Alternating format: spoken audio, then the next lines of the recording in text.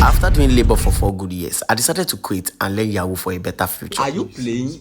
You see, I did a lot of thinking for this moment. Before learning Yahoo, I met my long-time university friend at my place of work. Then I explained to him how life has been dealing with me since I finished school. Immediately he heard my story. He gave me an address to his house. He has a very big house. When I mean big, it's extremely big. Then I knelt down and begged him to show me the way. So for me, Man, you sure say if you do this job, why you do? I could do anything. Then he decided to consider how good I was to him when we were in school. He took me to a secret room where some boys are working. That's why I knew they are Yahoo boys. Now what they do be this? I don't they do this job for 5 years now. Since why they do this job, EFCC never catch me.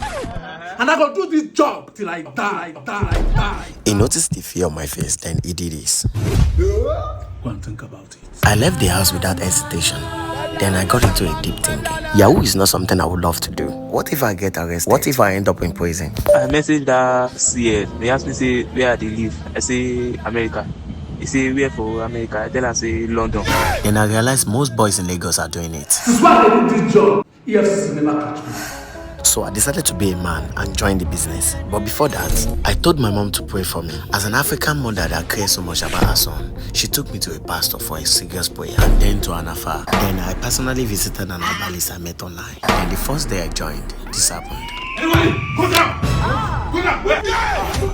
Sir, I'm not a Mongo. I just started today.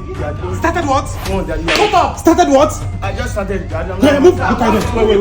Wait. Come on. Jesus. Now one new too. Eh? People go to bad luck. Yeah, bad luck. Yo, what's this guy?